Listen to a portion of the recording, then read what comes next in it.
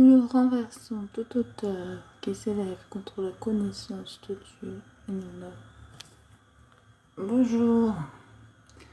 Et nous amenons toute pensée captive à l'obéissance durant ce live à Yeshua Mashiach. Et oui, bonjour à vous.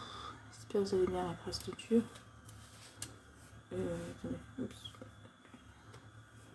Attention.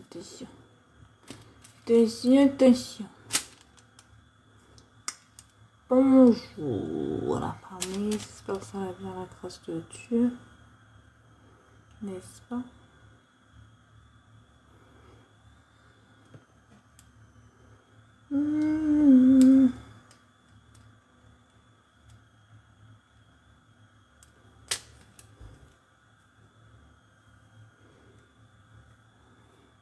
Bonjour la famille, j'espère que ça va bien à la grâce de Dieu. Nous avons encore à se réunir aujourd'hui pour parler du Seigneur, notre Dieu Tout-Puissant. Nous savons que nous sommes à la fin des temps. Nous avons plus longtemps à attendre avant le retour de Yeshua à Mashiach, le retour de notre Seigneur et notre Sauveur. C'est quelque chose que beaucoup de chrétiens attendent, avec impatience pour certains, et d'autres avec inquiétude. Parce qu'ils pensent à tous ceux qui n'ont pas encore connu la bonne nouvelle. Je fais partie des gens qui sont un peu inquiets. Mais pas totalement, parce que je sais que le plan de Dieu s'accomplit toujours. Donc la volonté du Père, c'est de sauver tout le monde. Tous ceux qui doivent être sauvés du monde. Parce qu'on sait qu'il y a des méchants dans le monde. Ceux-là ne sont pas sauvés évidemment. Et au contraire, ils seront détruits. Mais ce que nous avons besoin de savoir, c'est pour comment aboutir au plan de Dieu, pour qu'on l'amène à faire son obéissance, pour que le plan se produise au mieux, le plus rapidement possible. C'est-à-dire que le plus de gens soient sauvés, que le plus de gens aient la bonne nouvelle. C'est ce qui nous intéresse à l'heure actuelle, nous, enfants de Dieu, c'est que le maximum de gens reçoivent la bonne nouvelle de la meilleure condition. Et les seules meilleures conditions que je connaisse, c'est de rester dans la volonté du Seigneur. Car c'est long, c'est lui qui connaît comment parler, comment s'adresser au peuple, à tous ceux qui doivent avoir la dimension de la révélation de Dieu. Donc, je ne m'inquiète pas. Je sais que le Seigneur a sa volonté. Tout s'accomplira selon sa volonté. Donc la famille, nous n'avons plus qu'à patienter et dire Amen au Seigneur Yeshua, afin que tout s'accomplisse selon sa volonté. Nous allons faire les œuvres en attendant, c'est-à-dire accompagner Dieu à faire son œuvre de paix. C'est actuellement ce qu'il fait. Le Seigneur Jésus, notre Seigneur, oui parce que je dis Yeshua, mais je ne sais pas si vous connaissez le nom de Jésus-Christ en version hébreuse, c'est Yeshua Mashiach, la version hébreuse de Jésus-Christ. Et donc, en fait, 2 petites secondes, je pense. Eh ben, on attend ce retour avec impatience. Le retour de Jésus-Christ qui nous donne le salut dans la délivrance plutôt. Parce que le salut, on l'a déjà. Mais la délivrance sur tout ce qu'on a vécu, le temps du mal en fait. Enfin, le temps des ténèbres s'est terminé et le temps de la lumière, surtout de la paix, va commencer. Ça, c'est une grâce que Dieu nous donne. Une très grande grâce. Donc, on va vivre le repos éternel, la famille. Qu'est-ce qu'il y a de mieux que ça? Que de connaître un repos éternel, de voir le renouvellement que Dieu va faire de cette terre. Oh, j'ai hâte de voir ce qui va arriver de la terre, comment elle va être transformée. Ça m'intéresse. Comment le paradis va se faire, comment le Seigneur va établir son nouveau règne, dans quelle forme oui, dans quoi on va se retrouver, quoi. Parce qu'on n'a aucune idée. On a des brides, parce que le Seigneur nous a fait des révélations prophétiques dans Apocalypse, via son serviteur Jean. mais on n'a pas vraiment la dimension réelle des choses tant qu'on l'a pas vécu la fin, mais c'est comme ça. Donc, c'est comme quand il a annoncé sa venue et personne ne s'attendait à ce qu'il vienne dans une étable parmi les pauvres, qu'il serait combattu au point où il y aura des milliers de morts, de bébés morts, oui, des bébés qui sont morts parce qu'il est né. C'était pas dit. Toutes ces choses qui sont arrivées, qui n'ont pas été dites, mais qui sont quand même arrivées, mais d'autres ont été dites et ont été accomplies, et c'est ce qui a fait qu'aujourd'hui on a la relation avec notre Dieu. Et grâce à Dieu, merci Seigneur, pour tout ce que tu as accompli à la croix et avant la croix, parce qu'il fallait quand même qu'il fasse toutes les lois et les commandements, afin que nous puissions avoir un agneau pur à la croix. Donc en fait, il était obligé de respecter les lois de Dieu. Donc on a toute cette dimension qui nous est apportée en Jésus-Christ, et elle est grande, parce qu'il est le Fils, le Père et le Saint-Esprit à la fois. Et c'est vrai, le Père était dans les cieux, le Fils était sur la terre, et le Saint-Esprit est venu rejoindre et fortifier le Fils.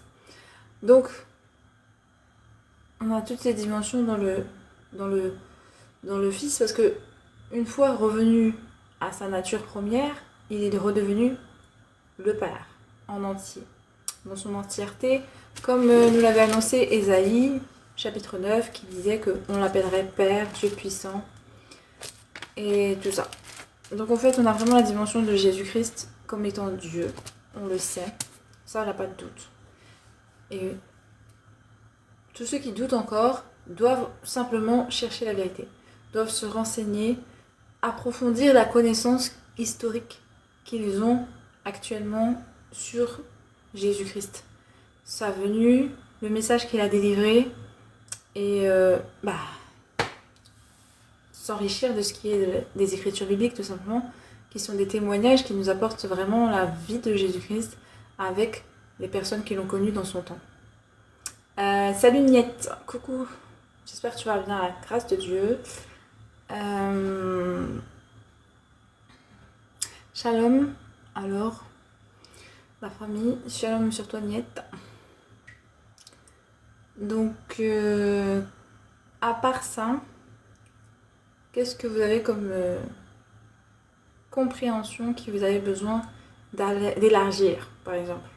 Qu'est-ce qui vous a manqué pour pouvoir accepter la vérité, pour pouvoir cautionner, enfin, vous dire que oui, notre Dieu peut être un homme, être Dieu, être un prophète, être un oiseau, être ce qu'il veut, puisqu'il a tout créé, parce qu'il est omniscient, omnipotent, qu'il a tout pouvoir, donc il a toute capacité de faire ce que l'homme ne peut pas faire, donc il n'y a rien qui l'en empêche. À quel niveau vous bloquez pour accepter la vérité que Jésus-Christ est notre Seigneur? Est-ce que le fait est que il s'est fait fils, ça vous dérange? Dans ce cas, acceptez le Fils afin de connaître le Père. Je vous dirai dans ce cas. Puisque vous savez que le Père a envoyé le Fils. Alors acceptez le Fils et vous verrez bien quel est ce mystère entre le Père et le Fils. Si ce n'est que ça qui vous dérange. Parce que vous n'aurez pas la dimension autre que ce que vous avez déjà connu. Ce que les faits vous rapportent, les témoignages, la science, les faits historiques. Ce que l'on connaît de Jésus-Christ et de sa relation avec le Père, comme quoi qu'il est le Père aussi, tout a été amené et tout a été révélé. Donc, si vous ne croyez toujours pas dans vos cœurs à cette révélation, il n'y a que l'Esprit de Dieu lui-même, en se révélant à vous, qui pourra vous donner cette dimension, sa dimension de révélation, sa dimension de ce que vous avez besoin dans votre cœur pour être convaincu. Comme son apôtre Philippe. Philippe a marché avec Jésus-Christ pendant 3 ans. Jésus-Christ est mort à la croix. Ensuite, il est ressuscité le 3e jour. Il se trouve en face de Philippe. Et Philippe dit, je croirai en toi que si je mets mon doigt dans tes mains, là où tu as été cloué, quoi. En gros, là où il a été cloué, pour voir que il est vraiment vivant, que c'est vraiment lui, qu'il n'y a pas de illusion. C'est pas un esprit qui se joue de lui. Eh ben, il a été forcé de dire, Seigneur mon Dieu.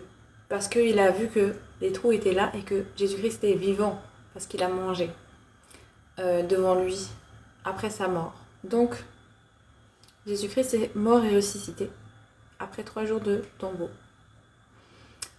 Donc on peut comprendre que il y a des sceptiques.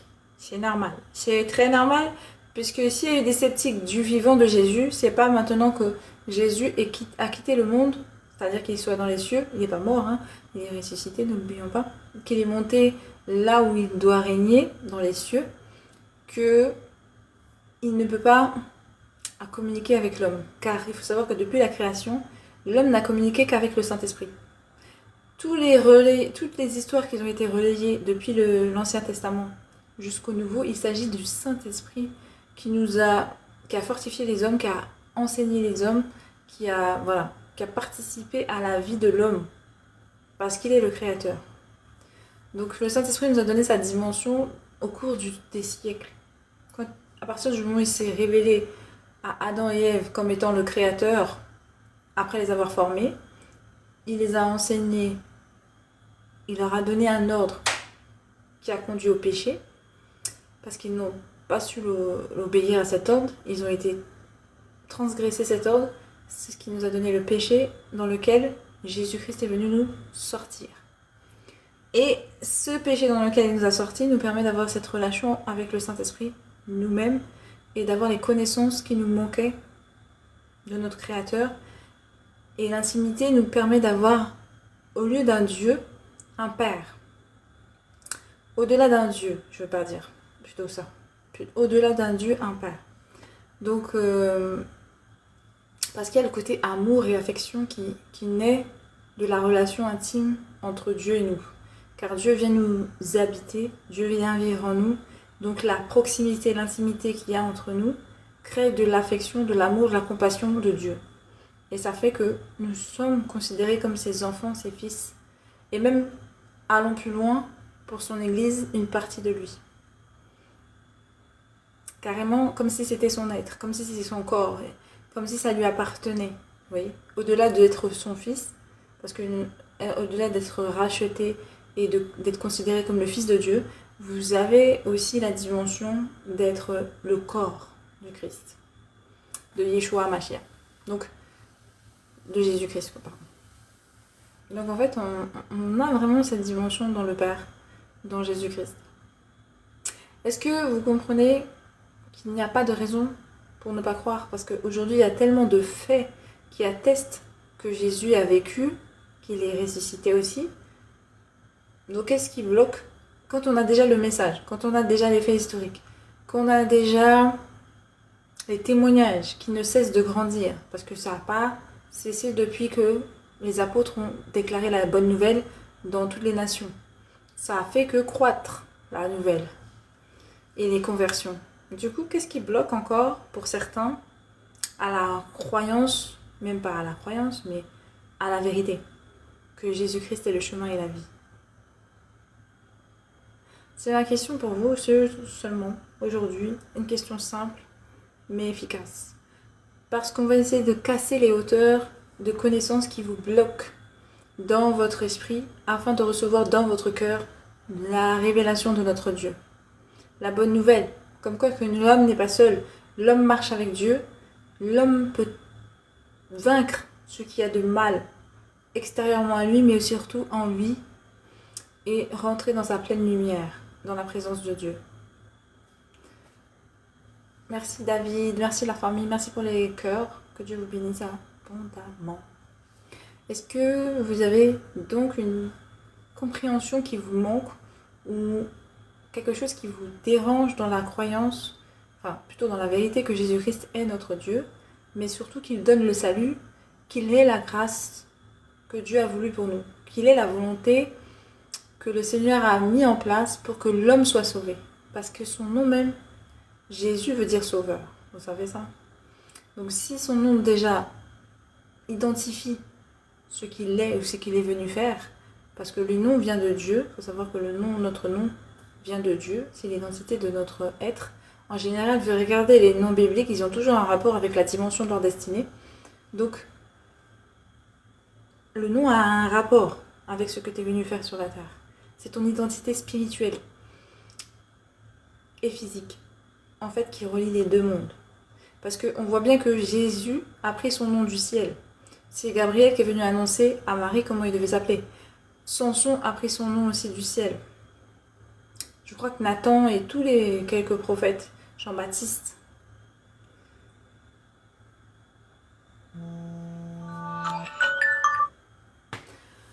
Tous ceux qui ont été envoyés pour transmettre le message du Père ont une dimension qui nous fait comprendre que l'identité du nom est spirituelle avant toute chose. La preuve, Dieu vous dit dans les églises, vous serez rebaptisés. Je vous donnerai une nouvelle pierre avec votre nom. Donc en fait, on sait que Dieu vous donne un nom à la naissance et que si vous n'étiez pas sauvé auparavant dans le livre de vie, mais vous pouvez renouveler votre histoire et avoir un nouveau nom.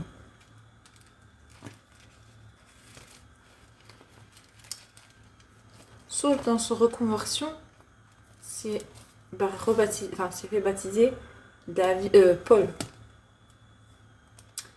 Maintenant, il faudra savoir qu'est-ce que Saul et qu'est-ce que Paul. Mais c'est Dieu qui lui a donné cette dimension de comprendre.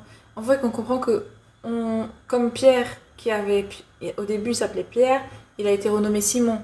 Au tout début de la création de la foi, c'est-à-dire entre Dieu et Abraham, c'est-à-dire la promesse qui a fait qu'aujourd'hui tout est né, les 12 tribus, etc. Et ben, Abraham a pris un nouveau nom. Abraham avait un nom, et puis son nom a été changé par Dieu encore.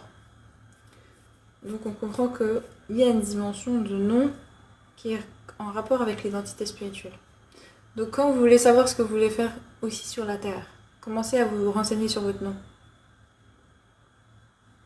Car on vous dit que Dieu a une liste avec des noms inscrits dans son livre de vie. Ceux-là qui seront inscrits dans son livre de vie, les noms qui seront inscrits seront sauvés. Donc ça veut dire que Dieu a un plan vraiment très, très élaboré. Même si c'est déjà le nombre d'appelés, mais c'est surtout le nombre d'élus.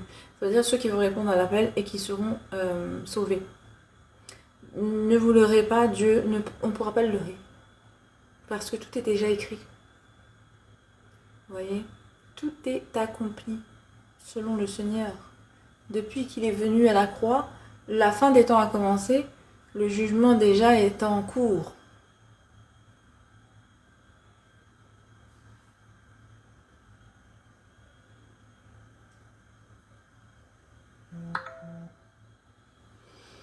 Merci pour l'aide avec la famille.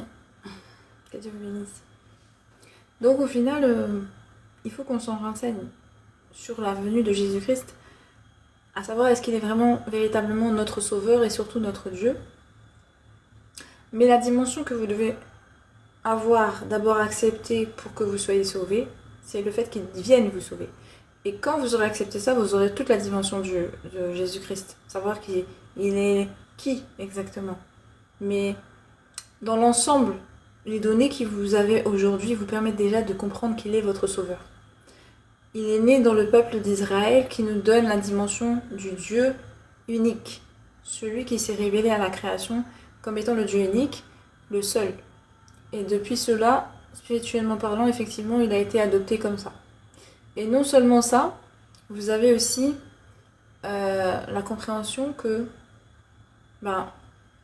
vu qu'il y a un Dieu unique, Jésus-Christ ne peut pas être Dieu en même temps que son Père. Il y a un seul Dieu dans les cieux. Donc s'il n'y a qu'un seul Dieu dans les cieux, forcément, il est le tout. En lui, il y a le Père, il y a le Fils et il y a le Saint-Esprit, tout simplement.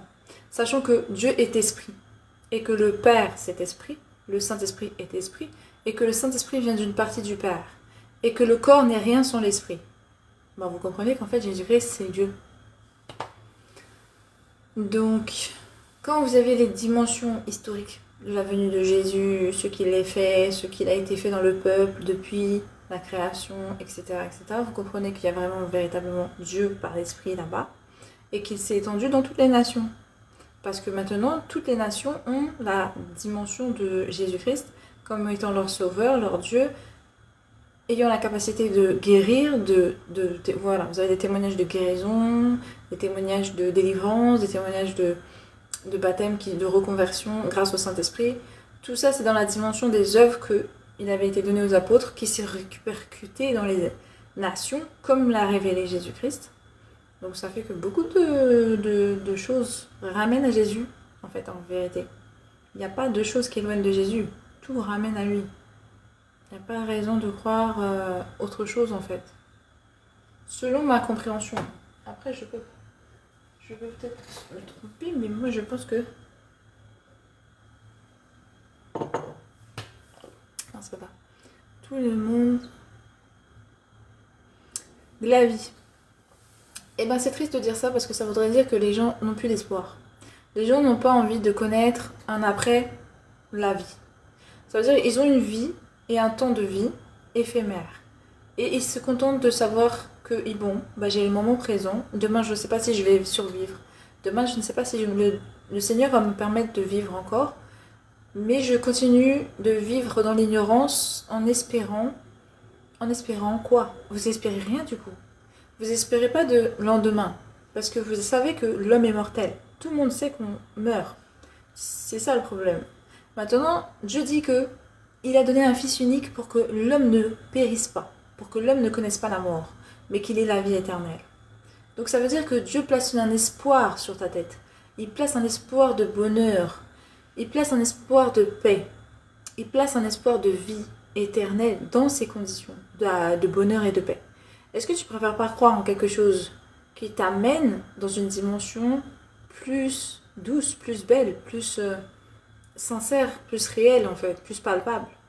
Parce que se dire que ta vie s'arrête à je suis né, je ne sais pas pourquoi, je ne sais pas d'où je viens et je ne sais pas où je vais, mais autant que je suis né, le temps que j'ai compté, autant ma vie se finira ainsi. C'est triste. C'est vraiment triste d'être dans cette disposition. Il n'y a pas d'espoir dans ça. Encore un kémite. Donc, si je comprends bien, les kémites n'ont pas d'espoir. Donc, dans cette croyance d'un Dieu supérieur, donc votre Dieu supérieur ne vous donne pas d'espoir pour l'avenir. Il ne vous donne pas un avenir de vie éternelle, de paix, de quelque chose qui vous fait durer dans le temps.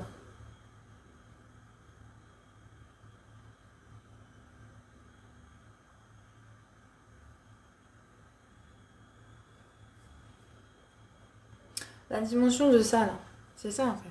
Qu'est-ce que vos croyances, vos cultures vous apportent en termes d'espérance de vie, en termes d'espérance de réponse selon d'où vous venez et où vous allez.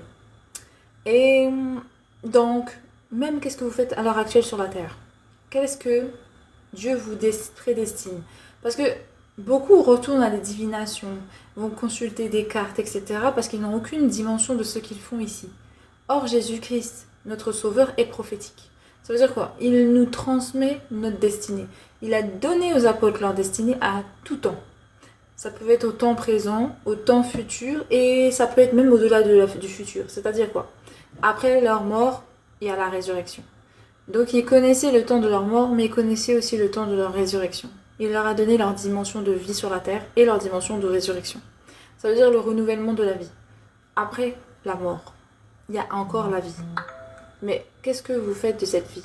Déjà, vous avez une nouvelle, c'est l'espérance de savoir que vous ne mourrez pas après la mort. Finalement, vous êtes renouvelé. Mais vous êtes renouvelé à où? Car même les scientifiques vous le disent, rien ne meurt, tout se transforme. La question de savoir, c'est en quoi vous allez vous transformer et où est-ce que vous allez. Ça là, beaucoup le pensent parce que, je sais, les kémites c'est quoi? C'est les esprits. Mais les esprits, on vous dit que, selon notre connaissance, auront une fin. Sur cette terre, ils ne domineront plus. Ils n'existeront plus. Ils n'auront plus non plus de plan d'existence dans ce temps futur où Jésus-Christ va régner. Alors c'est vrai que vous pouvez ne pas croire à ça. Mais déjà, comprenons qu'est-ce qu'un esprit. Et quelle dimension de vie il a. Quelle dimension de portée il a. Aucune. Dans le monde de la vie, du vivant, dans le monde réel, il a seulement la portée que l'homme lui apporte. Ça veut dire que si l'homme lui dit « Oui, tu peux rentrer dans la vie de quelqu'un, oui, tu peux rentrer dans ce que je fais ou ce que je dis », et bien là, cet esprit peut faire quelque chose. Autrement, il ne peut rien faire parce qu'il est mort. Ça veut dire qu'il n'a aucun plan d'action sur le monde des vivants. Ça veut dire que, en gros, si l'homme décide d'arrêter de croire aux esprits, ils n'ont plus aucun plan d'existence. Ils meurent comme ils le sont déjà. Donc, est-ce que ça vaut le coup d'être dans l'attente de ce que un homme va décider?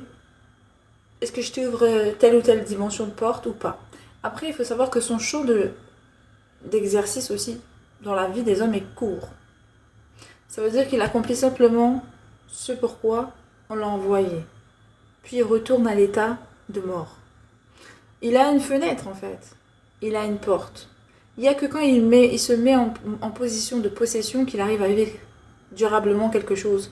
C'est un esprit.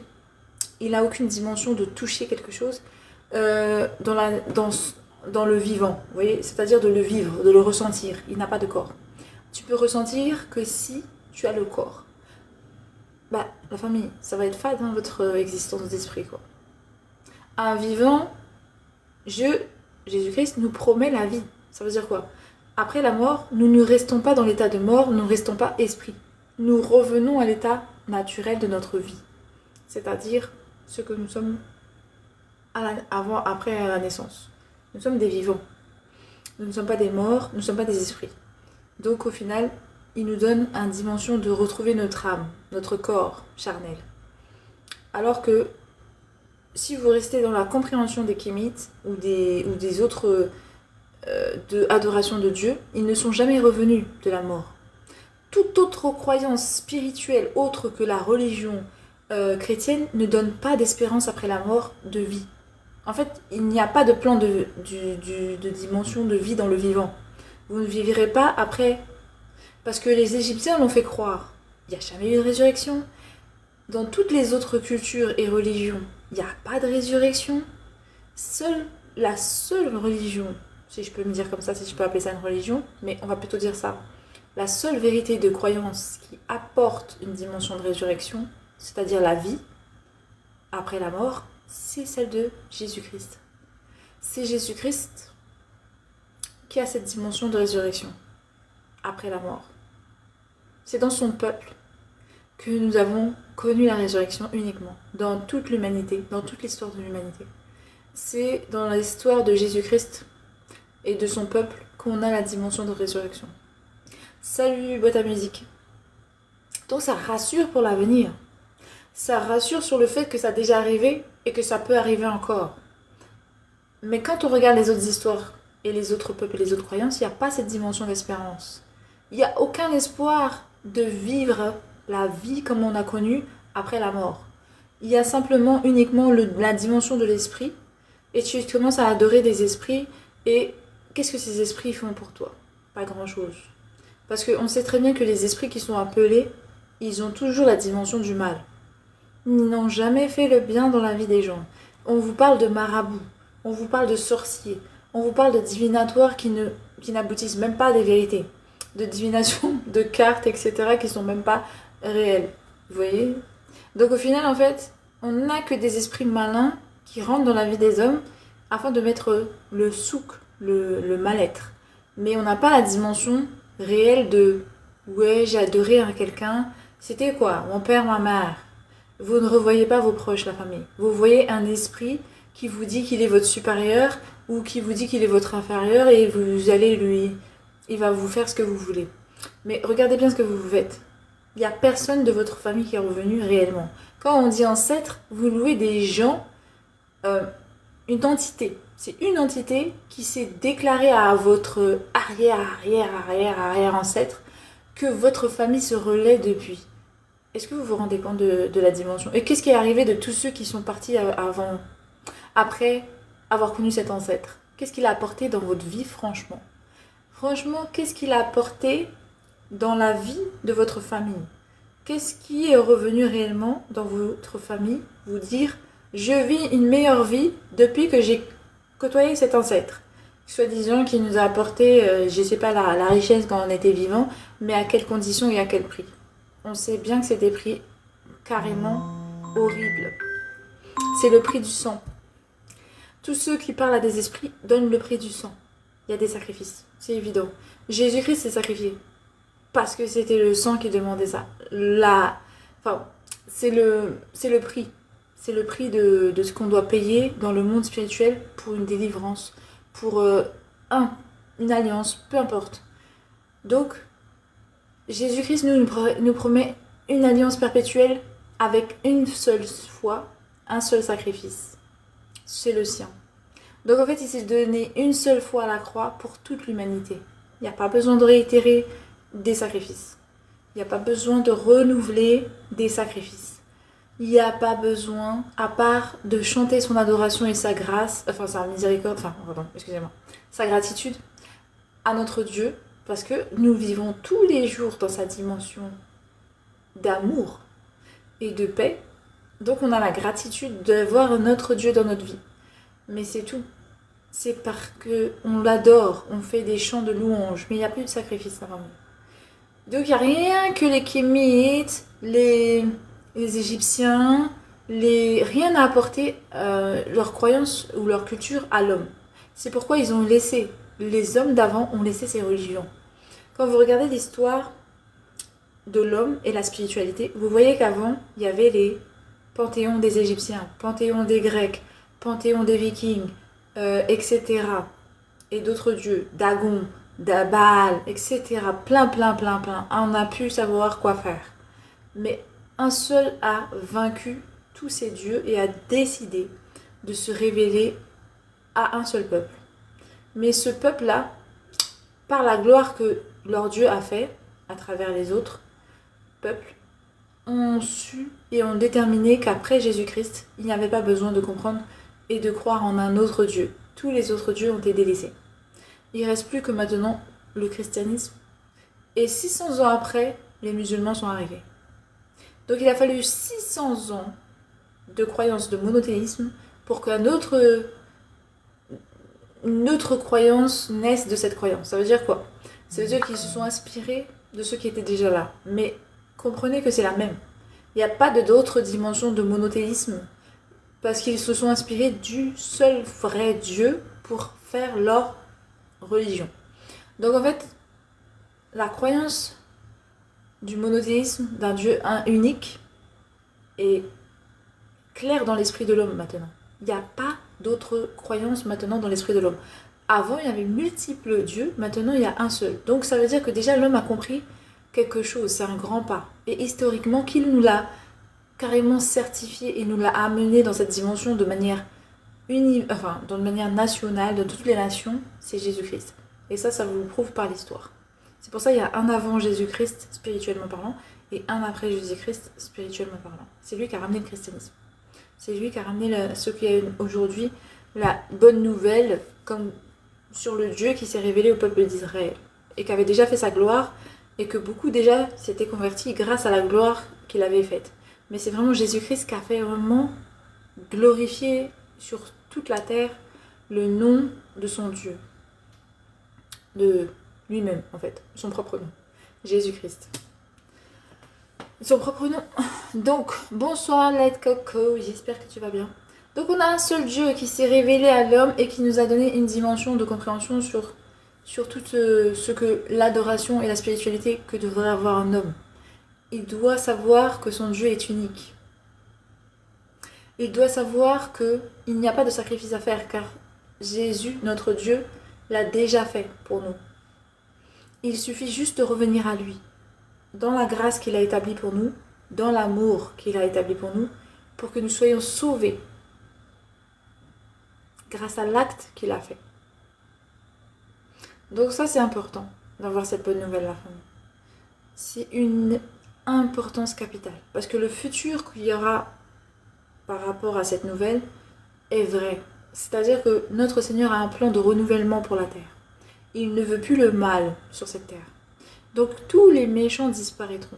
Tous ceux qui ont la dimension de ce qu'on appelle être méchant et ne pas connaître le Seigneur, par exemple de pratiquer des choses encore qui ne sont pas de la volonté de Dieu, n'accéderont pas au royaume de Dieu, au renouvellement qu'il a prévu pour sa terre, sa création.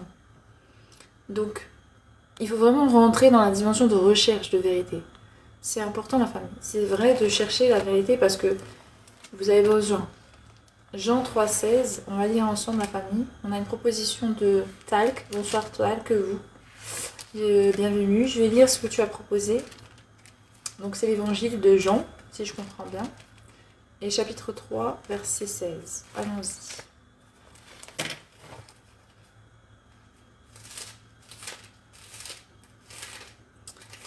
Donc, car Dieu a tant aimé le monde qu'il a donné son Fils unique, afin que quiconque croit en lui ne périsse pas, mais qu'il ait la vie éternelle. Dieu, en effet, n'a pas envoyé son Fils dans le monde pour juger le monde, mais pour que le monde soit sauvé par lui. Donc voilà, j'ai rajouté le verset 17. Mais en gros, le verset 16 dit que Dieu a tant aimé le monde qu'il a donné son Fils unique, afin que quiconque croit en lui ne périsse pas, mais qu'il ait la vie éternelle.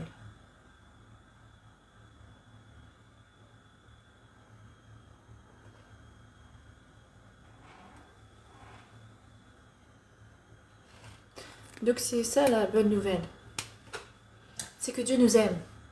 Et parce qu'il nous aime, il a fait l'acte de la croix, qui nous a permis d'avoir sa relation avec lui, le Saint-Esprit en nous, qui nous conduira dans toutes choses dans la vie, qui nous permet d'être dans une autre dimension, d'être une être meilleure. On s'améliore dans la présence de Dieu. On grandit dans sa sagesse. Il nous enseigne sa vérité. Et on connaît d'où on vient et on sait où on va. Et on sait ce qu'il adviendra du futur, ce que Dieu a prévu pour la terre. On connaît toutes choses dans la présence du Seigneur. Et c'est merveilleux. On renaît en fait. On renaît parce qu'en fait on était dans les ténèbres. On ne connaissait pas le Père, on n'avait pas la dimension de qui nous sommes. Nous ne savons pas où est-ce que nous allons, nous ne savons même pas qu'est-ce que nous faisons ici, qu'est-ce qu'on doit faire pour qu'on soit heureux, pour qu'on connaisse la paix. Alors que Jésus-Christ nous ramène tout ça. Il nous ramène la paix. Il nous donne la dimension de qui vous êtes. Il vous donne une identité. Il vous dit vous êtes enfant de Dieu.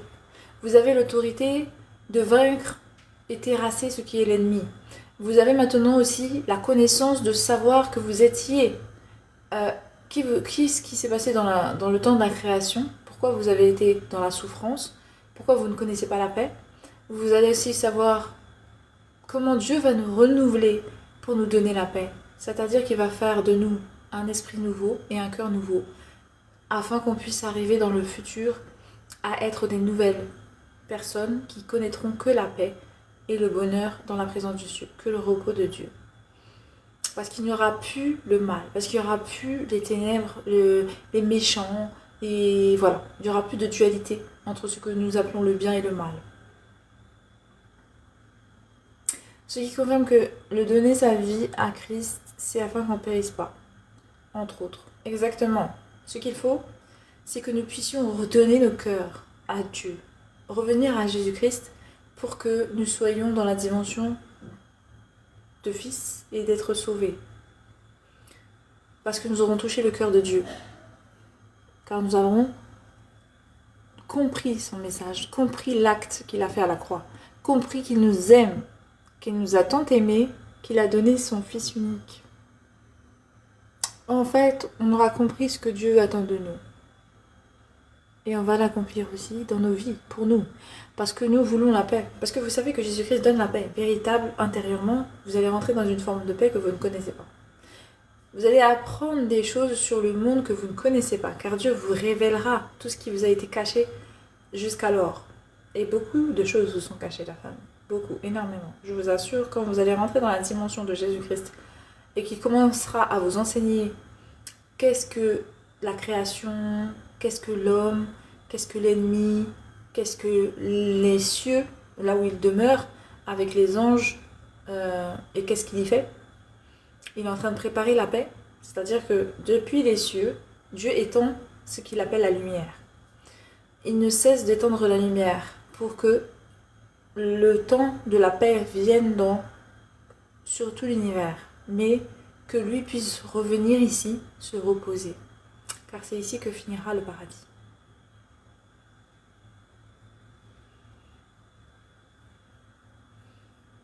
Donc c'est tout ça qu'on apprend dans la parole de Dieu, qui se trouve dans les écritures bibliques, qui nous a été révélée par la relation homme-Dieu. La relation avec le Saint-Esprit et les hommes, qui ont connu le Saint-Esprit de Dieu et qui ont pu en témoigner et attester dans les écritures bibliques. C'est des écritures donc saintes, mais ce ne sont pas des écritures de religion, la famille, car ça ne vous endoctrine dans rien du tout. Ça vous en donne une dimension de témoignage. Et si vous voulez avoir la foi dans ces témoignages, ça vous amène à croire à la vérité que Jésus-Christ nous a donnée, ce que Dieu nous a révélé. C'est tout.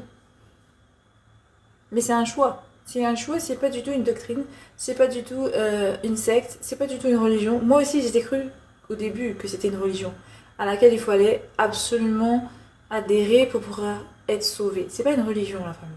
C'est une relation avec le Saint-Esprit. Si vous n'avez pas l'Esprit de Dieu, si vous n'avez pas la relation, vous ne serez pas sauvé.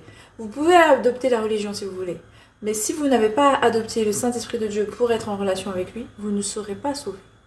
Il y a une différence, la famille. Donc c'est prouve que ce n'est pas une religion. Vous pouvez rentrer dans la religion chrétienne et ne pas connaître Dieu. Ça c'est clair, je vous le dis. La Samarie a été baptisée. Ils n'ont pas reçu le Saint-Esprit. Pierre et Jean ont dû lutter pour qu'ils reçoivent l'Esprit de Dieu. Mais il faut comprendre que l'Esprit de Dieu se reçoit que par la volonté du Seigneur.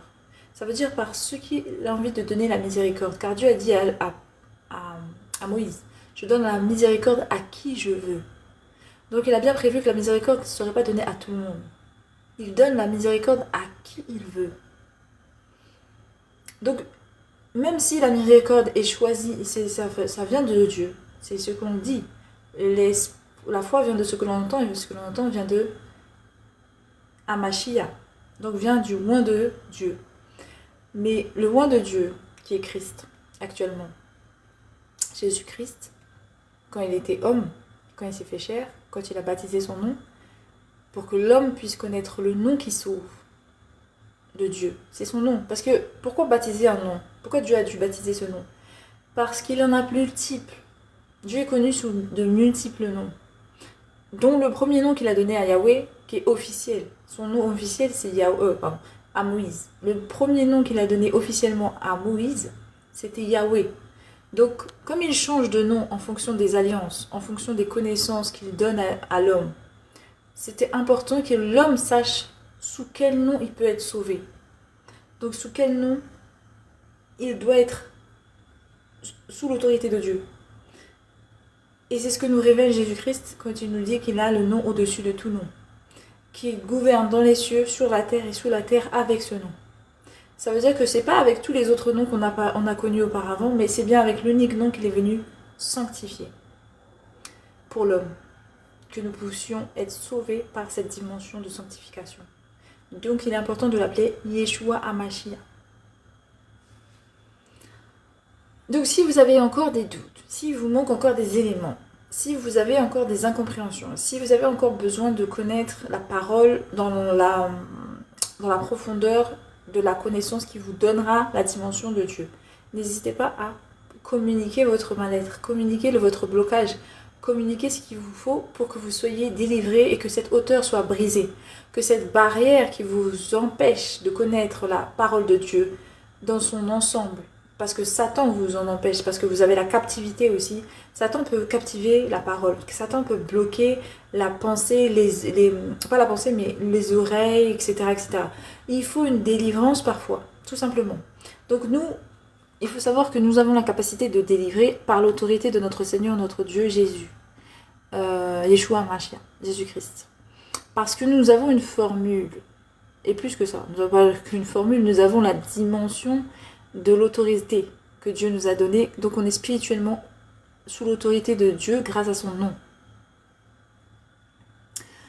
Et donc, ça nous permet de renverser les auteurs qui s'élèvent contre la connaissance de Dieu et de les ramener à toute pensée captive à l'obéissance en Yeshua HaMashiach. Donc c'est ça qui nous a donné comme autorité notre Seigneur aussi. Pourquoi ? Parce que, comme je vous l'ai dit, Satan combat la parole de Dieu. Satan empêche les enfants de Dieu, enfin pas les enfants de Dieu du coup, mais les hommes à quitter la nature de leur captivité pour qu'ils soient sauvés. Il les empêche de connaître la lumière parce qu'il veut qu'ils demeurent dans les ténèbres avec lui et qu'ils ne soient pas sauvés. Parce que eux sont condamnés. Parce qu'en fait, la terre, la vérité, c'est une terre de condamnés. En fait, c'est une prison. La terre était la prison des anges déchus. C'est Dieu qui, des cieux, se séparait de ceux qui étaient, qui perturbaient le royaume, qui perturbaient son trône, qui perturbaient sa volonté dans les cieux. Ça veut dire tout être qui n'était pas en accord avec la volonté de Dieu finissait ici. Donc ici, c'est les terres des prisonniers de Dieu. Voilà. Donc attendez, la famille, je vais faire une lecture biblique selon la volonté de Talk. Enfin, pas la volonté, mais sa suggestion qu'il nous a proposée dans le commentaire. Il m'a proposé 2 Corinthiens, chapitre 10, verset 5. Exactement. C'est exactement ce que je viens de lire. Merci Talk. Oui, c'est ce que j'ai lu. 2 Corinthiens, chapitre 10, verset 5. C'est ce que je viens de lire quand je disais que... Donc ça, c'est un courrier de Paul qui donnait justement sa défense à son ministère.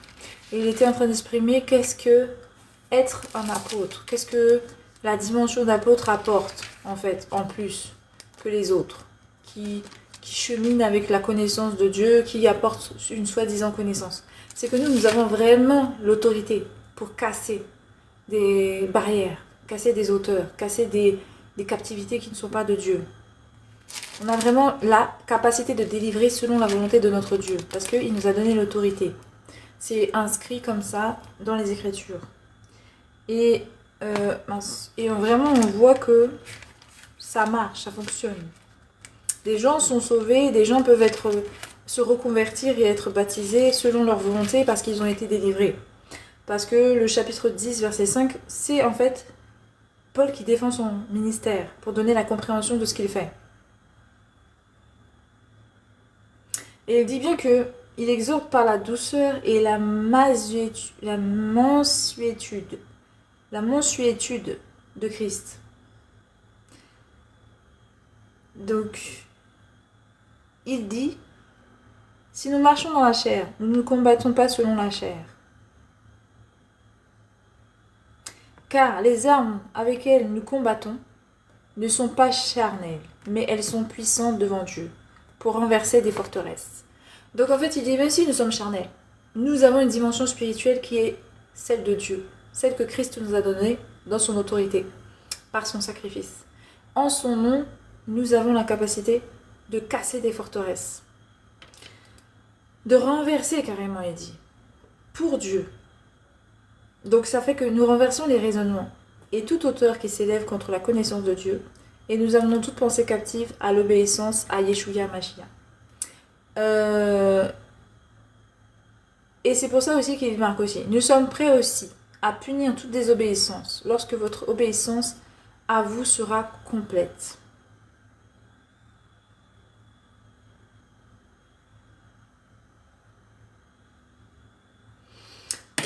En gros aussi, nous avons l'autorité de punir les autorités des ténèbres. En gros, nous pouvons détruire leur règne. Détruire leur règne dans la vie d'un homme. Le délivrer carrément. Si c'était une possession, si la personne, elle est plus que temporairement dans une forme de captivité, mais que sa vie entière est sous la domination du mal. Ça veut dire que tout ce qu'elle touche, tout ce qu'elle vit est sous la domination du mal. Tout peut être restauré par la grâce et l'autorité de Dieu qui est dans la bouche des enfants de Dieu. Parce que Dieu nous a donné l'autorité de son nom en tant que fils. Donc en fait, vous voyez que si vous avez des dimensions de problématiques de possession, personne ne va jamais venir dans un live dire je suis possédé. C'est impossible, la famille. C'est une personne peut-être extérieure à vous, peut-être c'est quelqu'un qui vous entoure, qui va voir que vous avez des problématiques. D'ailleurs, c'est ce qu'on nous montre dans les écritures bibliques. Des personnes qui avaient relation avec des gens qui étaient possédés venaient à Jésus-Christ afin d'avoir la délivrance. Venez aux apôtres. Venez aux apôtres, aux disciples de Jésus pour avoir la délivrance de leur de leur famille, etc. Donc si vous connaissez quelqu'un que vous voyez en difficulté, qui n'a pas la capacité de le faire par lui-même, vous pouvez lui conseiller et l'orienter ou l'amener directement à un enfant de Dieu pour qu'il puisse être délivré sous l'autorité de Jésus-Christ. Vous pouvez aussi comprendre que votre vie peut être restaurée si vous avez des blocages quelque part dans vos finances, dans votre activités de travail, dans votre... parce que c'est ça qui vous arrive, en fait c'est les autorités des ténèbres qui agissent dans vos vies parce qu'un homme ou une femme leur a donné l'autorité sur vous. C'est spirituel tout ça. Parce que cette personne a dû ouvrir une porte en nous payant un prix que vous n'avez pas et que vous n'avez pas de protection. Alors que Jésus-Christ protège, Jésus-Christ garde. C'est pour ça que nous sommes gardés. Nous n'avons pas à lutter pour nous-mêmes. C'est Dieu qui mène nos combats. Mais vous, qui n'avez pas l'autorité, qui n'avez pas fait un choix spirituel, vous êtes sous la domination de l'un ou de l'autre. Tant que vous n'avez pas fait de choix, votre vie peut être un chaos perpétuel entre le bien et le mal. Mais quand vous revenez à Dieu, vous avez une autorité. Mais quand vous êtes en dehors de Dieu, vous êtes dans un chaos de bien et de mal. Tantôt c'est Dieu qui agit dans votre vie, tantôt c'est le mal. Parce que vous n'avez pas donné votre choix à Dieu. Donc c'est pour ça qu'il est important de revenir à Jésus-Christ pour que vous soyez vraiment sauvés. Gardez du mal, éloignez, séparez, comme Dieu a fait depuis le commencement de la terre. Il a séparé les ténèbres et la lumière. Donc si vous rentrez dans cette dimension, vous pouvez être sauvés aussi. Exactement. Tac. Un enfant de Dieu, il lui suffit de déclarer au nom de Jésus-Christ pour reprendre autorité dans la vie de quelqu'un. Et même dans sa propre vie. Mais dans sa vie, c'est Dieu qui règne. Parce qu'il a fait le choix que Jésus-Christ ait son autorité. La vie dont il doit plus souvent vraiment délivrer, c'est celle des autres. S'il combat pour sa vie, c'est qu'il n'a pas marché dans la vérité de Dieu. Parce que Dieu va le corriger, évidemment, pour qu'il puisse s'aligner. Parce que c'est un enfant, il doit montrer le chemin. Mais sinon, il est en paix. En vérité, s'il suit, il est comme les apôtres et comme Jésus-Christ. Il est en paix, tout simplement. Il aura l'affliction qui vient du mal, parce que l'antéchrist est sur la terre. Le mal et l'ennemi est sur la terre. Mais dans sa vie, je veux dire, de tous les jours, il n'aura rien à craindre, normalement. Est-ce que quelqu'un comprend ce que je veux dire? C'est comme les apôtres quand ils sont partis délivrer à deux. Ils sont partis sans rien, sans manger, sans boire. Dieu a pourvu à tout. En gros, on te dit que Dieu pourvoira. Tu seras gardé. Tout ce que tu auras, en tout cas de toi-même, sur ta vie, sera gardé. Nous, notre vie, elle risque rien. On ne peut pas risquer la possession. C'est de ça qu'il s'agit, attention. Je vous parle de toi, de ton être, de ton âme. Ton âme ne risque rien, normalement, parce que Dieu te protège contre tout mal. Si tu veux, tu ne risques pas la possession si tu donnes ton cœur à Jésus. J'ai bien dit si tu donnes ton cœur à Jésus. Si en toi, il y a un cœur pur, si tu n'as plus la dimension de pécheur, car on comprend que Judas avait une dimension encore de pécheur, de mal dans son cœur. Il n'avait pas donné son cœur à Dieu et Dieu ne pouvait pas le protéger du Satan. Satan était dans le cœur de Judas. Par exemple, dans la dimension du vrai fils, par exemple Jésus-Christ qui donnait la dimension du fils de Dieu, il n'y avait pas de Satan en lui. Il dit, Satan ne peut rien parce que je n'ai rien de lui en moi. Vous voyez? Donc il n'avait rien de Satan en lui. Il n'avait pas d'impureté dans son cœur, il n'avait pas d'orgueil, il n'avait pas voilà, les choses qui attirent le mal, la colère, il n'avait pas d'envie, il n'avait pas ces choses. Il avait rejeté ces choses, il avait rejeté le mal. Donc comme il avait rejeté le mal, et il avait été tenté, afin de savoir s'il avait un cœur qui était tourné vers Dieu, s'il avait véritablement la foi, il a été tenté, et il a réussi l'épreuve. Il a manifesté son amour à Dieu par les actes. Parce que la tentation a été réussie. Il n'a pas cédé au mal, c'est-à-dire à changer de camp, à changer de croyance vis-à-vis de son Dieu, même dans les pires difficultés. Il est resté 40 jours, 40 nuits sans manger, sans boire. Et puis, à la fin, Satan l'a éprouvé, mais il a gardé son adoration à Dieu, son amour à Dieu, et c'est ce que Dieu nous demande. Dans l'affliction, de demeurer fidèle et loyal. Et lui le sera tout autant, de toutes les manières. Donc au final, quelles que soient les adversités, tant qu'on fait la volonté de Dieu, on est dans l'obéissance, nous sommes gardés dans notre être. Notre être. aura la vie, vous voyez. Et là, ne connaîtra pas la gêne. L'âme d'un enfant de Dieu ne connaîtra pas la gêne. Ça, c'est la garantie de Dieu. On n'aura pas une mort définitive. Notre mort, ce sera un endormissement. Admettons que si quelqu'un devait mourir en tant qu'enfant de Dieu, il ne sera jamais mort éternellement, mais mort de manière temporaire, ça veut dire endormi. Et on ne parle même plus de mort. D'ailleurs, Jésus-Christ le dit, quand il a réveillé Lazare, il dit « Lazare n'est pas mort, Lazare est endormi ». Donc en fait, un enfant de Dieu, il est endormi, mais il n'est pas mort. Donc c'est ça en fait la famille. Donc chez Jésus-Christ, il y a pas mal de garanties en fait. C'est pas un contrat des trucs que je suis en train de vendre, mais c'est juste pour vous donner la dimension de vérité qui nous a amené par la parole. Vous avez la garantie que vous êtes gardé, la garantie que vous avez l'autorité, que même si vous étiez dans le péché et que l'ennemi avait donc autorité dans votre vie pour faire du mal, vous pourrez reprendre le dessus parce que vous ne serez pas confondu, car vous avez le sang et vous êtes couvert par le Jésus-Christ. Ça veut dire qu'il vous rachète, quel que soit votre péché, il vous pardonne, car vous êtes son enfant. Maintenant, il y a la repentance. Ça dépend quelle forme de repentance vous pouvez faire. Vous avez vu Marie, elle a pris 7 jours de lèpre. Et puis elle est revenue dans le camp. Mais vous n'avez pas la dimension de péché au point où l'autorité du mal va prendre possession de votre vie. Il faut comprendre que ce sera forcément que temporaire. Ça ne durera pas éternellement. Ce sera une durée... si le mal rentre dans votre vie, c'est parce que Dieu a accepté de vous corriger. Et que vous êtes en repentance. Ça peut arriver. Parce que sinon, autrement, le mal ne peut pas vous atteindre. Ça, c'est Dieu qui vous le dit. Dieu, il vous dit, celui qui régit votre vie, c'est moi. Si je ne trouve pas de mal en vous, vous ne connaîtrez pas le mal. Vous connaîtrez mes bénédictions.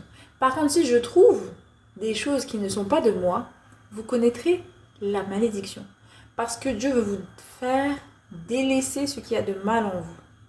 Dieu veut vous purifier parce qu'il vous attend dans son royaume, qui est la paix. Dieu, il est en train de travailler à la paix, comme je vous ai expliqué, il l'a dit aux apôtres. Nous sommes en train de... Moi et le Père, quand il était en train que Fils Jésus-Christ a révélé que Dieu, actuellement, travaille à la paix, à faire en sorte que l'univers soit en paix. Que tout le monde puisse connaître un jour le repos. Parce qu'il n'y aura plus de mal. Qu'il y aura uniquement la paix dans le monde. C'est ça en fait. Donc Jésus-Christ, notre Dieu, actuellement travaille à la paix. C'est simplement ça. Il travaille à former, renouveler l'esprit, renouveler le cœur des hommes pour que l'homme puisse être en paix. Et que dans le futur, il n'y a plus cette dualité du mal. En fait, que le mal ne soit pas engendré par un homme, par exemple. Parce que même s'il est en dehors des hommes, parce que même s'il y a des esprits impurs, tout ça va disparaître. L'ennemi va disparaître, d'accord? Ce qui pousse actuellement à faire le mal dans le monde va disparaître. Mais comprenez que si le mal peut agir dans le monde, c'est parce que l'homme l'a ouvert la porte. Et pourquoi l'homme ouvre la porte? C'est parce qu'il y a le mal en lui. Parce qu'il veut le mal sur la terre. Donc au final, il faut fermer la porte à cela. Car sinon, il n'y aura jamais la paix. Il y a des hommes qui ne donnent pas la paix. Donc il y a les enfants qu'on appelle les enfants de paix. Ils donnent la paix, ils sont dans l'amour. Les enfants de paix, c'est quelque chose qui a été dit par Jésus-Christ. Hein. S'il dit, si vous allez donner la parole et que vous ne voyez pas un enfant de paix, retournez, quittez la maison. Donc c'est pas une histoire de spiritualité bizarre. C'est vraiment, normalement, vous devez avoir des gens qui ont un esprit qui donne la paix. Pas un esprit qui cherche à faire le mal, pas un esprit qui cherche à faire la domination sur les autres, pas un esprit qui fait... Parce que même Dieu ne domine pas, il n'est pas dans le contrôle. Dieu vous donne le choix. Dieu est humble. Dieu qui a créé la vie dit « je te donne le choix ». Pourquoi les hommes veulent contrôler la vie des autres? Pourquoi Satan veut contrôler la vie des autres? C'est contraire à Dieu en fait. C'est contraire à l'amour. C'est contraire au respect. Et ça, il y a des dimensions que... il y a beaucoup de gens qui ne comprennent pas en fait.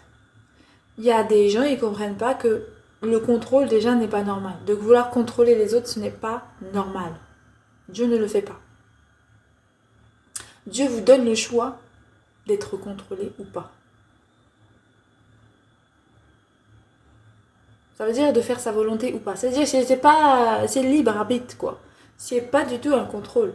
C'est un choix de votre part de suivre Dieu ou pas. Dieu dit, Si tu m'entends, tu me suivras. Il ne dit pas obéis, sinon tu vas mourir. Il te dit suis-moi et tu seras sauvé. Ah, il y a une différence, non? C'est tout à fait que lui, il est dans l'amour, il est dans la lumière.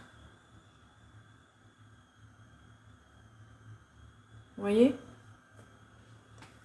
Bonjour Rick, j'espère que tu vas bien, la grâce de Dieu. Bienvenue. Donc voilà, Jésus-Christ, qu'est-ce qui vous donne pas envie de le suivre? Qu'est-ce qui fait que vous ne comprenez pas pourquoi je devrais suivre Jésus-Christ? Pourquoi lui, il est Seigneur? Pourquoi lui, ceci? Pourquoi? Donnez-moi une dimension de blocage pour que la hauteur qui vous empêche aujourd'hui de croire en lui soit brisée par la puissance du Saint-Esprit. Rick, oui, et vous? Moi, ça va bien là, merci, à la grâce de Dieu.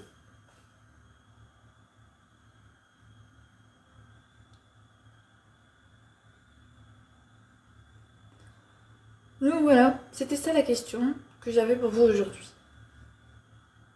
Qu'est-ce qui vous empêche de croire à l'amour de Dieu? Qu'est-ce qui vous empêche de croire à Jésus-Christ? Que Dieu vous a tant aimé qu'il a donné son Fils unique, afin que quiconque croit en lui ait la vie éternelle, et ne périsse point. Qu'est-ce qui vous empêche de croire à cela?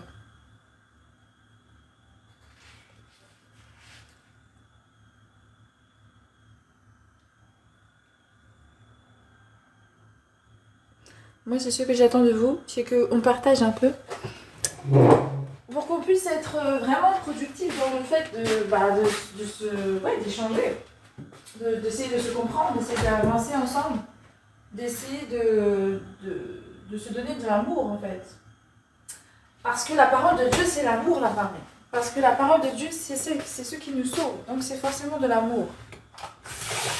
Quand tu aimes quelqu'un, tu veux qu'il soit sauvé, tu veux qu'il soit bien, tu veux qu'il soit en vie.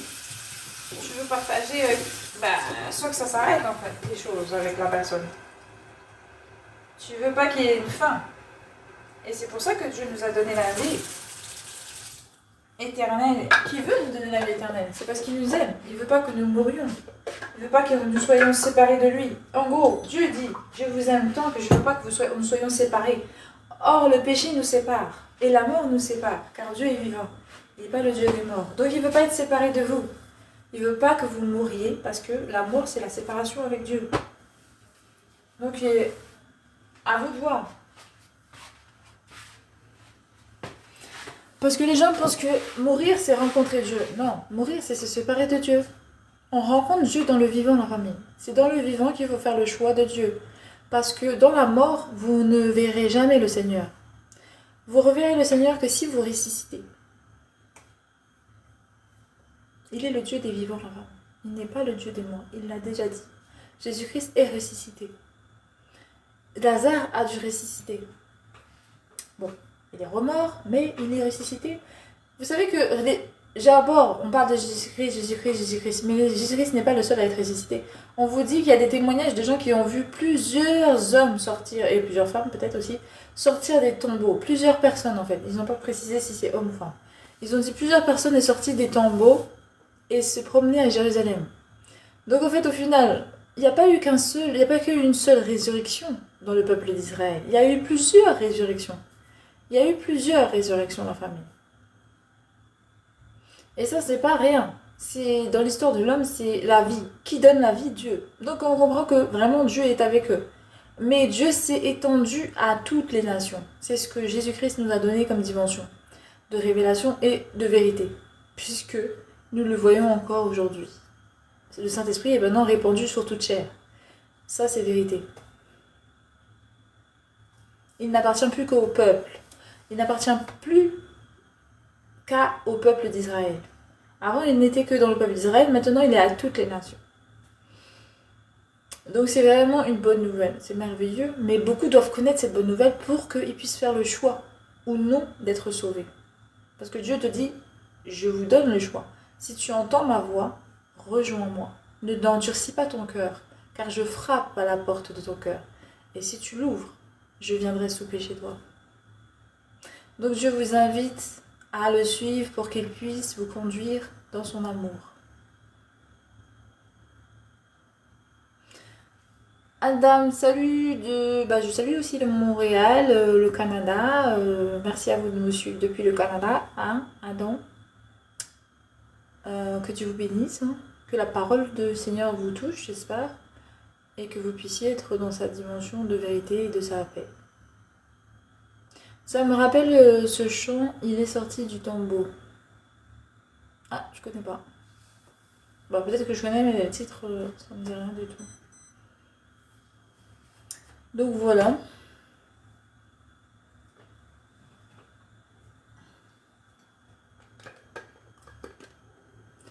Du coup, la famille, voilà. Moi, je sais que Jésus-Christ est mon chemin parce que j'ai eu la révélation. Principalement, j'ai eu la révélation qu'il est Dieu. Et ensuite, j'ai cherché les données. J'ai cherché la vérité. Et puis, j'ai eu beaucoup d'expériences assez spécifiquement bizarres. Et encore, j'en vis, on vit, hein. La vie continue, tous les jours, on apprend à connaître le Seigneur, on apprend à savoir ce que nous sommes, ce que nous allons devenir, ce que nous devons devenir. Dieu nous forme à être dans cette vie déjà quelqu'un. Au-delà de la nouvelle vie qu'il va nous donner, cette vie-là, il nous la renouvelle aussi. Ce souffle que nous vivons maintenant, il nous le renouvelle depuis notre vivant, depuis ce présent-là. Et dans le futur, nous ne savons pas ce que nous allons devenir, mais actuellement, nous savons exactement ce que nous sommes, dans la présence de Dieu.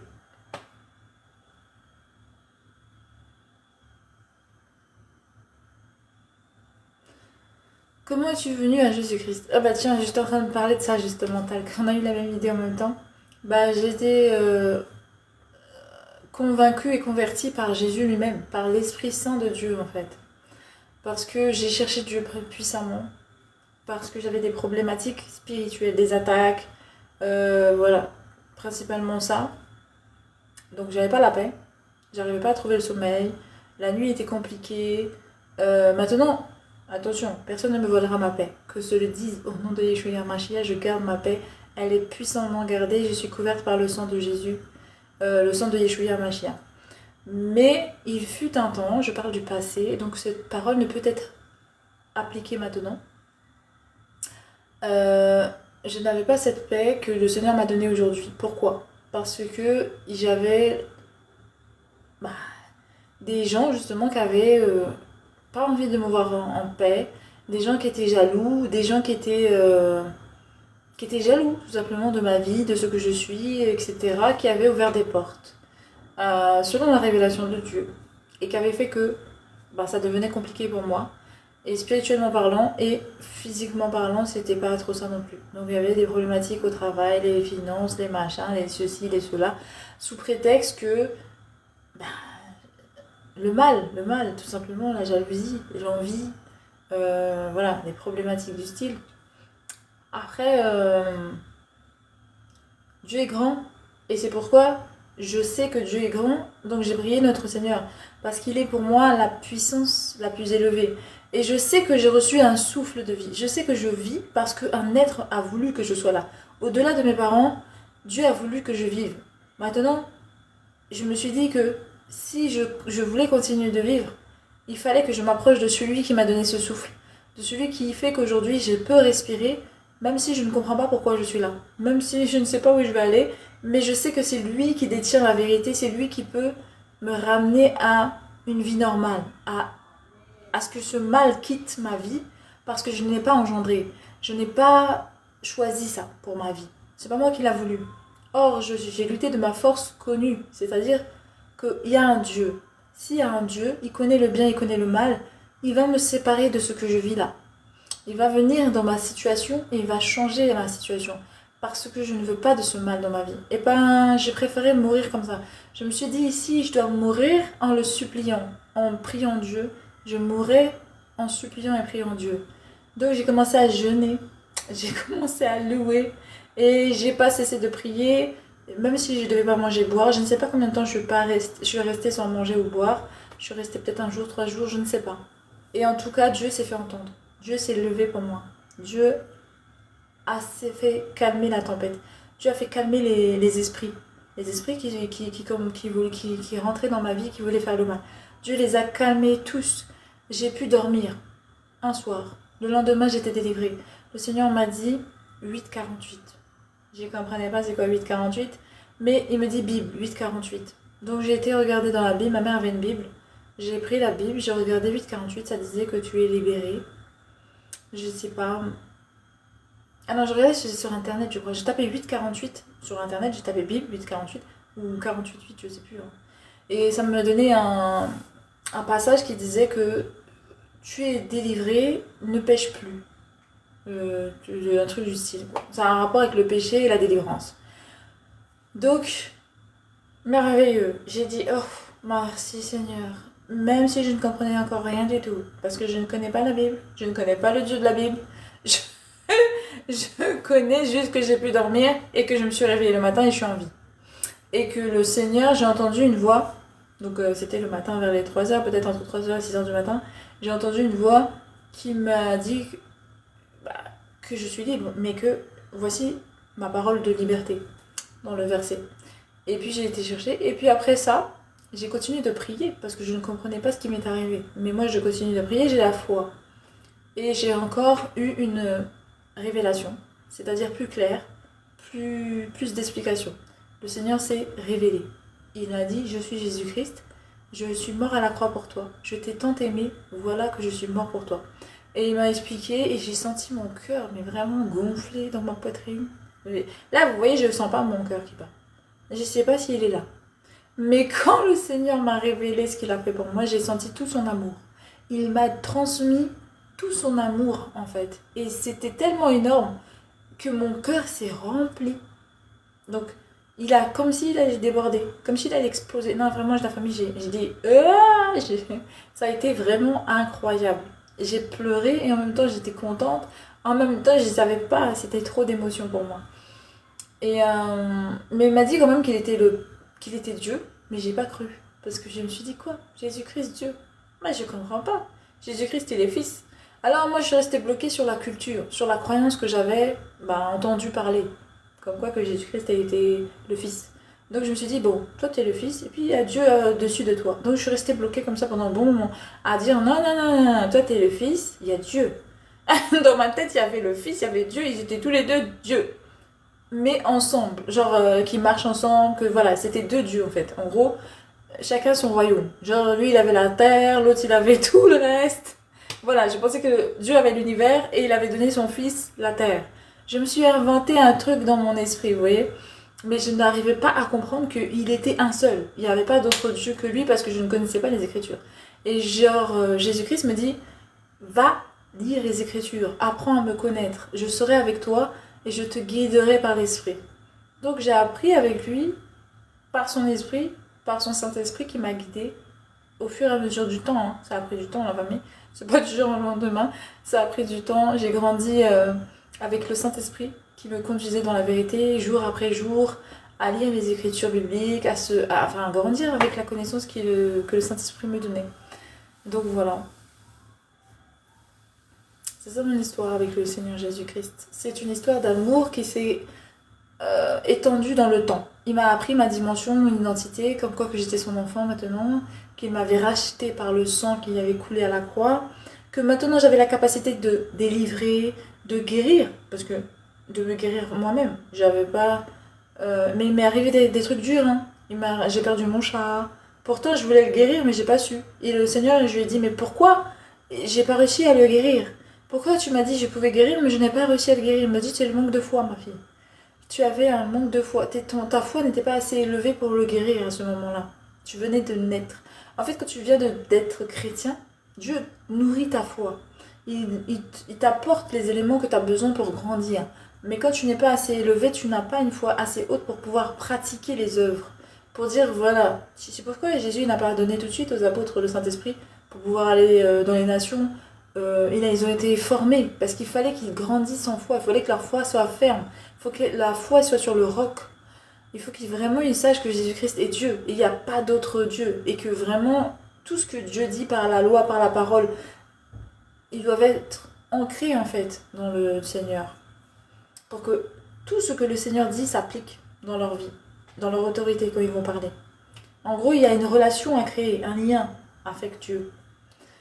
Dans sa présence, vous demeurez dans sa présence et vous allez grandir dans ce lien, dans sa foi, etc. Mais j'étais dans le début et du coup, j'ai pas pu sauver mon chat. Il est mort. Du coup, ça m'a impacté, mais pas dans ma foi. Ça m'a impacté sur moi-même, sur me dire, mais le Seigneur m'a consolé. Oui, comme il m'a consolé, je me suis pas trop accablée sur le fait que j'ai pas pu sauver mon fils. Je me suis pas trop accusée. Habituellement, je me serais culpabilisée, j'aurais pleuré, je me serais effondrée, j'aurais fait une dépression parce que c'était mon bébé, c'était mon fils quoi. Genre, c'était horrible sa perte. C'était jusqu'à maintenant, c'est horrible. Mais Dieu est dans ton cœur. Vous avez vu la chanson qui dit Dieu n'est pas loin, Dieu quand il dit qu'il est là, il est pas loin, il travaille sur ton cœur. Dieu demeure dans ton cœur en fait. Dieu il reste avec toi constamment, il te dit je suis toujours avec toi. Vous pensez qu'il est dans votre esprit, mais en fait Dieu est dans votre cœur. Parce qu'il me garde le cœur puissamment, je vous assure, il me garde puissamment. Parce que sinon, je vois pas comment j'aurais fait. Oh non, je vois pas comment j'aurais tenu la famille. Si tu dis, j'étais déjà dans plein d'histoires, plein de dépressions, j'avais pas encore ressorti, je n'étais pas encore sortie de tout ce que j'étais en train de vivre. Le Seigneur m'avait sorti juste d'une partie, en fait. Mais j'étais encore dedans à vivre des choses lourdes. Et c'est pour ça que j'ai perdu mon chat, justement. C'est à cause de ces choses lourdes. Donc, ça fait que ça a été très lourd pour moi de dire, mince, pourquoi j'ai pas réussi à sauver mon fils, quoi. Et du coup, je m'en veux. je me suis en voulu un peu aussi. Mais ça va, parce que le Seigneur me fait comprendre que c'était normal. C'était au début. Je pouvais pas avoir une foi élevée. Et quand tu lis les Écritures, tu comprends. Eux, ils ont vu les œuvres. Ils ont vu Jésus-Christ soigné de leurs yeux. Ils ont vu Jésus. Moi, j'ai pas vu Jésus-Christ. J'ai pas vu Jésus-Christ de vous avec. Voilà, je l'ai pas vu en chair. Je l'ai pas vu faire les œuvres. Je l'ai pas vu guérir. Je l'ai pas vu faire résurrection. Mais les apôtres qui ont vu tout ça, ils doutaient encore de lui. Alors imaginez-vous, nous, qui n'avons jamais rencontré le Seigneur et qui n'avons que les Écritures pour s'accrocher à une dimension de foi, ça veut dire que la foi, c'est vraiment compliqué à grandir. Mais Dieu est puissant. Il est puissant pour nous convaincre qu'il est vraiment le Dieu tout-puissant. Moi, en tout cas, je suis convaincue. Ma foi, elle est certaine maintenant. Et donc, j'ai plus de doute.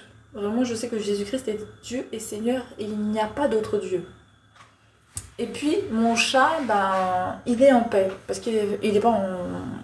Il est là avec le Père. Par contre, j'ai fait une erreur. Mais le Père, quand même, il a la grâce qu'il donne. Une grâce qu'il donne que personne ne peut comprendre. J'ai fait l'erreur d'incinérer mon chat. Parce que je ne savais pas ce qui se passait avec les os. Je n'étais pas vraiment... Je vous ai dit, je ne connaissais vraiment pas du tout les Écritures bibliques. J'ai incinéré mon chat, donc il n'a plus d'os. Donc on vous dit qu'en fait Dieu dit, et donc si vous connaissez la culture chrétienne, enfin la culture, moi j'appelle ça une culture, si vous connaissez la culture chrétienne, vous savez que il est interdit de brûler vos os, parce que c'est ce qui servira à la résurrection. Donc là mon chat il n'a pas d'os pour la résurrection.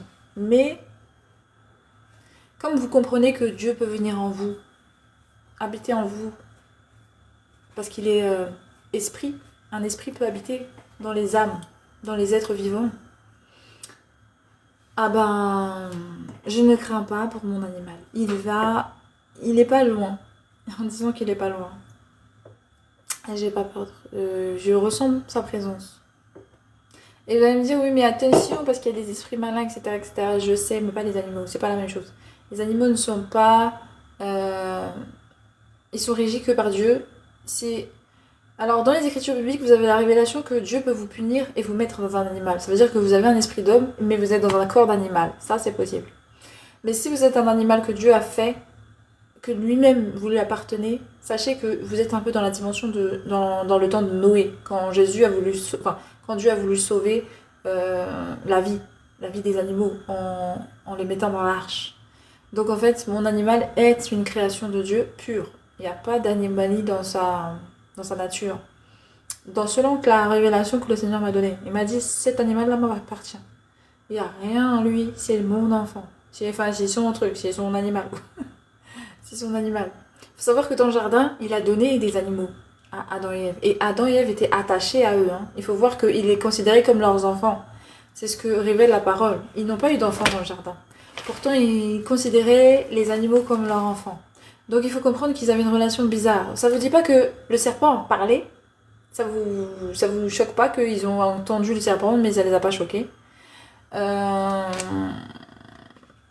Parce que dans les écritures bibliques, on voit que Balaam avait un âne. Et Dieu a pu ouvrir la bouche de l'âne pour que l'âne parle avec Balaam. Mais Balaam n'a pas été choqué non plus. Ça veut dire que Dieu a cette capacité de rassurer ton cœur, d'apaiser ton cœur face à des choses que tu ne pourrais pas comprendre habituellement. Ton esprit s'ouvre. Et l'esprit de l'animal, enfin pas l'esprit de l'animal, mais la parole de l'animal qui n'est pas capable de parler habituellement, peut être ouvert par Dieu.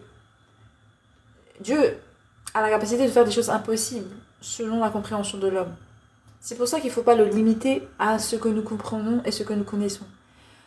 Parce que scientifiquement parlant, on va vous dire c'est impossible, ils n'ont pas les cordes vocales pour parler. Et effectivement, c'est vrai. Mais Dieu, qui est le créateur, a la capacité, parce qu'il a il a fait toute chose créée, de modifier ce qu'il a créé. On comprend qu'il a la capacité de le faire, car il a fait rendre la vue à un aveugle, qui était depuis sa naissance. Il a fait marcher des boiteux. Il a fait ressusciter des morts. Donc Dieu a la capacité de restaurer, restituer, de transformer aussi. Pardon. De transformer ce qui est mort vivant en ce qui est vivant. De faire naître ce qui n'y était pas. En fait, il a vraiment la capacité de faire des choses de fou. Et donc, donner la parole à un animal, finalement, c'est pas un truc de fou. Et dans le jardin, je pense qu'il devait peut-être parler, parce que quand je vois que le serpent a parlé, ça n'a choqué personne. Adam n'a pas été choqué, Ève n'a pas été choquée. Ils ne se sont pas souciés de savoir pourquoi il parle, celui-là. Peut-être que les autres parlaient aussi. Et surtout, quand il a marqué, ici, on va voir que Adam dit... Adam donna à sa femme le nom de Ève, car elle a été la mère de tous les vivants. Vous voyez? Et les seuls vivants qu'il y avait dans le jardin d'Éden, c'était des animaux. Donc il a été pour... Là, ils étaient dans le jardin. Ils étaient encore dans le jardin. Pour Adam, Ève était la mère des animaux. Et lui, il était donc le père. Et ils étaient en fait dans une forme de maternité et de paternité par rapport aux animaux. Comme moi, j'appelle mon fils... Enfin, voilà. Mon chat, je l'appelle fils, en fait. Donc, ils ont une essai de créer un lien d'amour avec eux. D'ailleurs, c'est Adam qui a donné les noms aux animaux. Vous savez ça? C'est Adam qui a donné ces noms à ces animaux. Donc, il y a une marque affective plus qu'affective. Il y a vraiment un lien relationnel très fort entre eux. Et Dieu a ce lien avec les animaux en général. Dieu parle avec eux, Dieu a un lien très fort avec les animaux. Faut pas croire. Il vous dit, si vous faites mal à un animal, et vous vivrez la vie d'un animal. Est-ce que vous vous rendez compte ce que Dieu dit? C'est grave. Il dit, je vous punirai de la même manière que vous avez fait à l'animal. Ça, c'est dans Lévitique, c'est dans les lois de Dieu. C'est pas des blagues, hein. C'est un commandement, c'est une loi. Une loi, ça veut dire que Dieu va l'accomplir. Hein. C'est-à-dire, si tu fais du mal, parce que je sais qu'il y a des gens qui torturent des animaux ici, dans le monde. Mais sachez que vous avez la grande chance de revenir, de ressusciter un animal pour vivre la même condition que vous avez fait à l'animal. Ça, c'est clair. Dieu ne ment jamais. Ça, je vous le dis. Lévitique. Vous allez dans Lévitique, vous allez voir que le Seigneur, notre Dieu, a parlé de cette loi.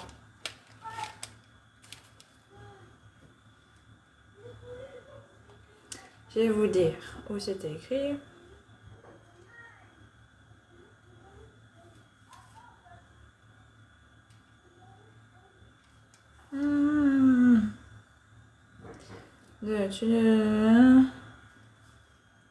Alors, excusez-moi ça. Donc, c'est dans l'énumération des lois.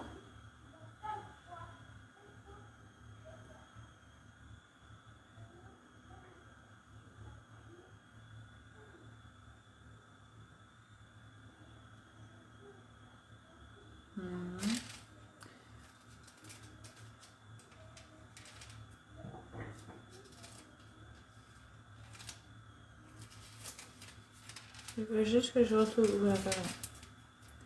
Sauf que je sais pas si j'ai marqué le passage.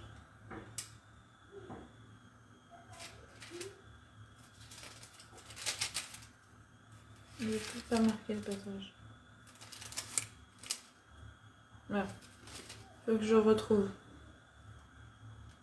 Ah, ça j'ai trouvé. Merci Seigneur Yeshua. Chapitre 24. Verset 18.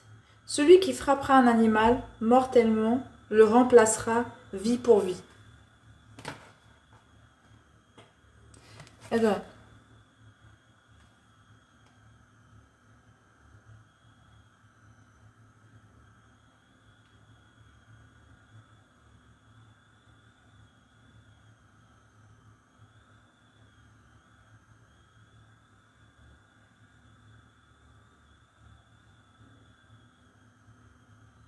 celui qui frappera un animal, ouais, mortellement le remplacera.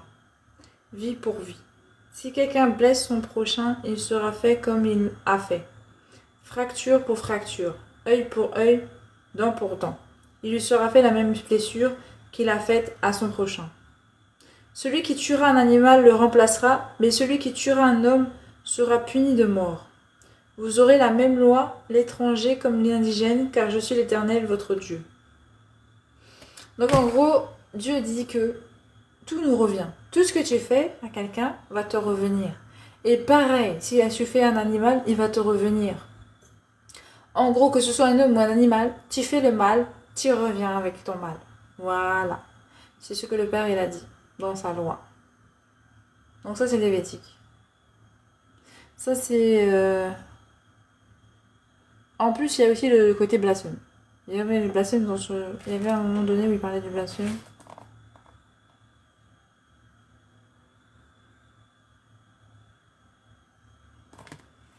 Donc voilà la famille. Attendez, je vais boire un peu d'eau, excusez-moi. Merci pour cette grâce, Seigneur Yeshua. Que nous nous Père, nom de Yeshua, Mashiach.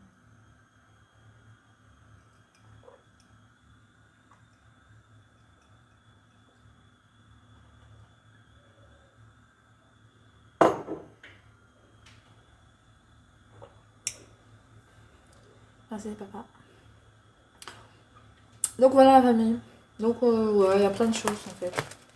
Mais l'essentiel c'est que vous sachiez que Jésus-Christ est notre sauveur, qu'il nous donne la paix, que vous pouvez revenir à lui pour être sauvé, quelle que soit la forme de mal-être que vous avez, que ce soit dans vos cœurs, que ce soit extérieur à vous-même, que ce soit peut-être un proche qui vous en...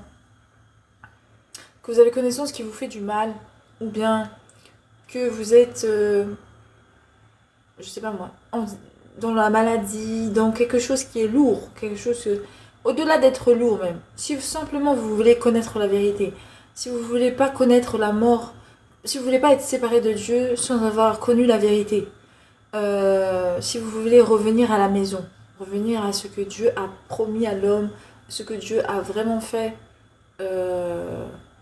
depuis la création et jusqu'à la fin des temps, qu'est-ce qui va être fait, tout simplement, revenir à lui, pour que vous connaissiez aussi votre destinée, ce que vous êtes venu faire sur cette terre. Pourquoi Dieu vous a donné le souffle? Est-ce que c'est pour faire ci ou pour faire ça ou quoi? Pour que, tout simplement, découvrir votre identité. Connaître un temps de repos, la paix. D'arrêter de vivre ce qu'on fait dans vos vies, mais vraiment reprendre le contrôle. C'est-à-dire de faire le choix de ce que vous allez vivre. Oui, parce que là, vous subissez la vie. C'est pas la même chose. Là, quand on n'a pas Dieu dans notre vie, on subit la vie. Mais quand on a Dieu dans la vie, on reprend autorité dans notre vie. Donc on reprend le contrôle. On fait le choix de ce qu'on fait demain. Par la volonté du Seigneur, certes. Mais c'est quand même nous, notre choix, si on le fait ou pas. Ça veut dire que c'est à nous de faire le choix tous les matins de suivre Dieu. C'est ça où on voit que c'est une relation de fidélité et d'amour. Parce que c'est un mariage, c'est comme une forme de mariage. Parce que tous les jours, tu choisis la même personne. Parce que tu n'as aucune obligation de le faire. Tu peux le laisser. Et tu peux continuer ta vie, si tu veux. Et tu mourras et puis tu seras séparé de lui. Mais en gros, comprenez. C'est un choix jour après jour. C'est pourquoi on me dit, jour après jour, les bontés de l'Éternel ne sont pas épuisées. Jour après jour, tu vas marcher avec lui. c'est aussi une question de tester la foi, de voir à quel point tu peux être endurant dans la fidélité et la loyauté. Parce que certains ne sont loyaux qu'un temps ou fidèles qu'un temps, c'est des faux loyaux, c'est des faux fidèles, vous voyez. Donc ça permet de mesurer réellement si tu es si tu es vraiment quelqu'un de fidèle et loyal. Car Dieu vous le dit, lui il est fidèle et loyal, c'est son caractère. Il va pas vous laisser. Même dans le temps, dans la mort, dans l'éternité, qu'est-ce que tu veux, il y aura toujours un moment où il reviendra. Parce qu'il ne vous quittera jamais en fait. Même s'il se sépare de vous un temps, il ne vous abandonne pas vraiment. C'est juste un temps.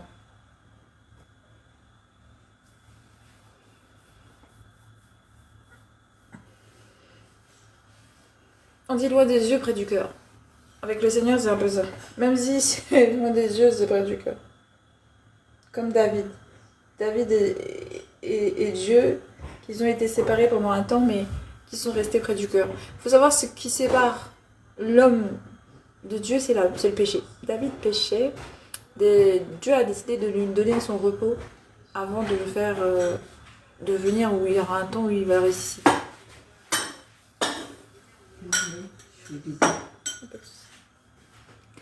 Donc voilà la famille. Savez que vous avez vraiment ce choix à faire aujourd'hui, cette connaissance vous l'avez, et c'est à vous de la saisir, de savoir si vous voulez vraiment rester dans le Seigneur pour certains, ou alors découvrir le Seigneur pour d'autres. Tout simplement apprendre à connaître qui est Jésus-Christ et avoir la révélation de votre vie. La révélation qui va vraiment changer votre vie, bouleverser votre vie et sauver votre vie.